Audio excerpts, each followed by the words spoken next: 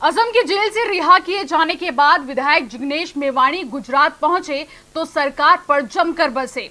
आते ही उन्होंने प्रदेश बंद की चेतावनी दे दी है। जिग्नेश मेवाणी ने कहा कि अगर ऊना में दलितों की पिटाई के विरोध में 2016 में हुए आंदोलन के दौरान दर्ज केस वापस नहीं लिए गए तो 1 जून को गुजरात बंद किया जाएगा। जिग्नेश की अगुवाई में ही ये आंदोलन किया गया था। इसकी गूंज संसद तक सुनाई दी थी। करता हूं, उनको वंदन करता हूं। अनगिनत साथी लाठी खाने की तैयारी के साथ सड़क पर उतरे, उनके जज्बे को मैं सैल्यूट करता हूं। उन तमाम दलित अम्बेडकराइट संगठन को मैं सलाम करता हूं जो गुजरात और गुजरात के बाहर मेरे साथ खड़े रहे।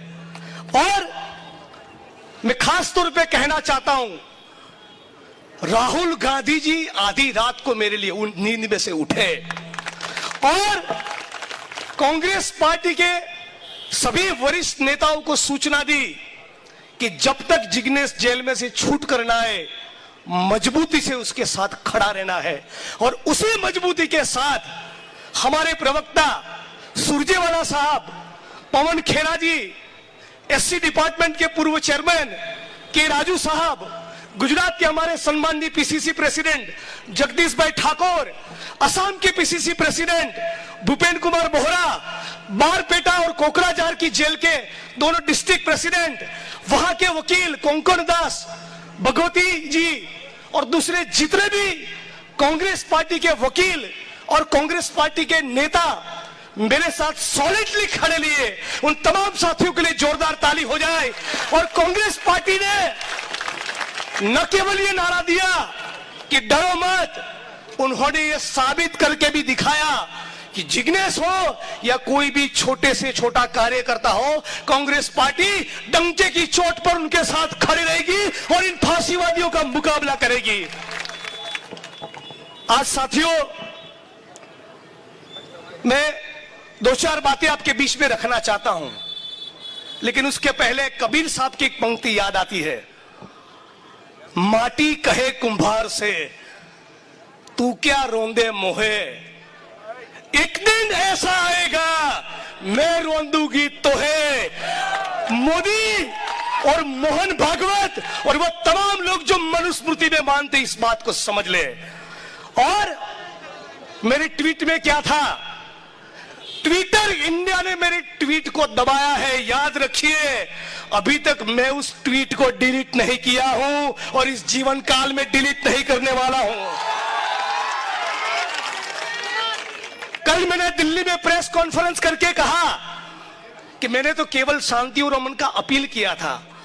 गुजरात के मुंद्रा में जो मोदी साहब के करीबी गौतम अडानी का अड्डा है, वहां पर 1,75,000 करोड़ का ड्रग्स पाया गया। 1,75,000 करोड़, उसमें कोई जांच नहीं हुई, एक ट्वीट करने पर गिरफ्तारी हुई। कांग्रेस पार्टी ये डंके की चोट पर कहना चाहती है कि हम गुजरात और इस मुल्क की युवा पीढ़ी के रगों में जहां संविधान की विचारधारा का खून बहना चाहिए, वहां नशे को भरने नहीं देंगे। उस मामले में आप जांच नहीं कर रहे हो, मेवाड़ी की इंक्वायरी हो रही है, उसका रिमांड मांगा जा रहा है, उसको जेल में डाल रहे हो। लेकिन जिसके पोर्ट में 1,75,000 करोड़ का ड्रग्स पकड़ा गया, उस गौतम अडानी की कभी पूछताछ नहीं कही। वाह मोदी जी वाह। इसी गुजरात की दलित समाज की एक बहन ने कहा, जो भाजपा की महिला कार्यकर्ता है, कि उसके ऊपर भाजपा के एक मंत्री ने बलात्कार किया है, न उसका इस्तीफा मांगा, न उसके खिलाफ कोई एफआईआर हुआ, लेकिन ट्वीट करने वाले को जेल में डाल दिया हो। गुजरात के अंदर 2-4 नहीं, 22 एग्जाम का पेपर लीक हुआ, 22। उसमें कोई इन्वेस्टिगेशन नहीं, उसमें कोई जांच नहीं, लेकिन एक ट्वीट करने में मुझे जेल में डाल दिया। और ट्वीट में मैंने क्या कहा था कि महात्मा मंदिर का निर्माण करने वाले मोदी साहब, आप जब गुजरात आ रहे हो और गुजरात के वेरावल हिम्मतनगर और खंभात में दंगे हुए हैं तो कृपया शांति और अमन का अपील करिए। इसमें मैंने क्या गलत कहा? मान के चलिए मेरे विधानसभा क्षेत्र वडगाम में कभी दंगा हो जाए, मैं नहीं चाहता हूं कि कभी हो, तो बतौर एक गुजराती नागरिक, बतौर संविधान में मानने वाले एक भारतवासी के तौर पे, एक नेता के तौर पे मेरा जवाबदारी क्या बनता है? यही कि मैं जनता को शांति और अमन का अपील करूं। गांधी जी का चश्मा उतारकर स्वच्छता का कैंपेन चलाते हो, साबरमती आश्रम को रिनोवेट करना है, गांधीनगर में नौटंकी करके महात्मा का मंदिर बनाए हो, लेकिन दिल के अंदर गॉड से छुपा हुआ है। मोदी साहब, पूरे देश को पता चल गया। दूसरा एफआईआर 19 तारीख को जगदीश भाई एफआईआर हुआ। सुबह 10 बजे कोकराझार से गुवाहाटी एयरपोर्ट आने में लगते हैं 5 घंटे। वहां से आप फ्लाइट लेते हो बेंगलोर का, वहां से फ्लाइट लेते हो अहमदाबाद का, अहमदाबाद से 140 किलोमीटर दूर वडगाम। एक दिन में ये अंतर कापा कैसे? मतलब के एफआईआर करने से पहले ही शायद इनका फ्लाइट का टिकट बुक हो गया था, और इसीलिए कहते हैं ये पूर्व आयोजित एक षड्यंत्र है। और जब मेरी गिरफ्तारी हुई पालनपुर सर्किट हाउस से, तो मैंने पूछा कि मैं भी लॉयर हूं, विधायक भी हूं, वकील भी हूं, कहाँ है एफआईआर? बोला नहीं देंगे। बोला कौन सी धाराएं लगी? नहीं बताएंगे। मैं बोला कोई बात नहीं, तुम्हारे साथ आने को तैयार हूं, तुम्हारी जेल की थी ऐसी, लेकिन एक बार मेरे माँ बाप से बात करने दो, उनको बताने दो कि मैं जेल जा रहा हूं। नहीं बात करने दिया। मेरे सीनियर वकील से बात करने दो, नहीं बात किया। आधी रात को आसाम पुलिस का तमाम काम छोड़कर 2500 किलोमीटर दूर बैठे गुजरात के विधायक की गिरफ्तारी के लिए कितना बेचैनी है। और रात को 12 बजे मेरी गिरफ्तारी करके मुझे लेके गए। आप तमाम साथियों से रिक्वेस्ट है, एक जबरदस्त ताली हो जाए। जगदीश भाई ठाकुर और अंबेडकरवादी संगठन सारे एयरपोर्ट रात को 2 बजे पहुंच गए थे। वहां से मुझे लेके गए। रास्ते के दौरान मैंने पूछा कि अब तो बताओ भाई, अब जब तुम्हारी कस्टडी में आ गए हैं, फ्लाइट में बैठ गए, अब तो बताओ कि क्या कसूर है? उसके बावजूद एफआईआर का कॉपी नहीं दिया। आप सोच लीजिए, एक सिटिंग एमएलए के साथ जो वकील भी है, कानून को समझता भी है, उसके साथ ये हो रहा है, तो इस रामापीर के टेकरे में रहने वाले मजदूर दलित के साथ क्या होगा? बटन दबाओ तब ये याद रखना। उसके बाद गुवाहाटी से मुझे कोकराझार लेके जा रहे थे। मेरी मम्मी बैठी है, मां की कसम 1 इंच पेट का पानी नहीं हिला था।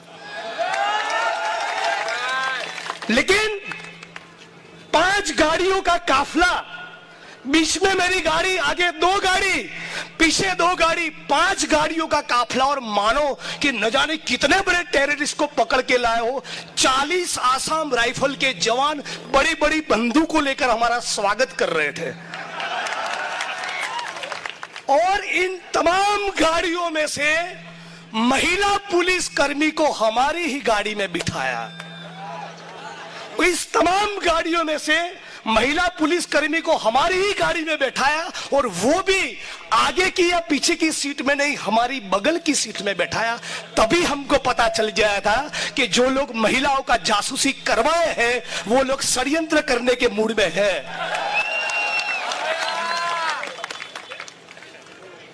लेकिन आजकल गुजराती में कहते करोड़रज्जू, शायद हिंदी में भी वही शब्द होगा, अंग्रेजी में कहते स्पाइन।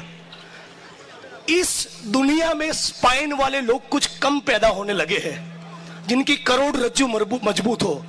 लेकिन आसाम के इस जज महोदय को ये आरोपी जिग्नेश मेवाणी इस मंच पर से सलाम करता है कि उसने जो मजबूत स्पाइन दिखाया है, उसने अपने बेल के ऑर्डर में न केवल मुझे रिहा किया, रिहा करने के साथ साथ ये भी कहा कि जिग्नेश मेवाणी के खिलाफ का ये एफआईआर फर्जी एफआईआर है, बनावटी एफआईआर है, फॉल्स है, फैब्रिकेटेड है और मैली मनसा से फाइल किया गया एफआईआर है।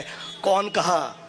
जगदीश भाई या अमित भाई नहीं, आसाम का न्याय तंत्र कहा और यही आसाम की सरकार के गाल पर लगा हुआ तमाचा है।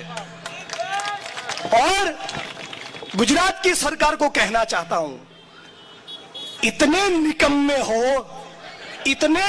हो कि गुजरात की अस्मिता और गौरव को रोंदने के लिए आसाम की पुलिस गुजरात में आई और तुम भी उसका कुछ नहीं उखाड़ पाए। शर्म आनी चाहिए।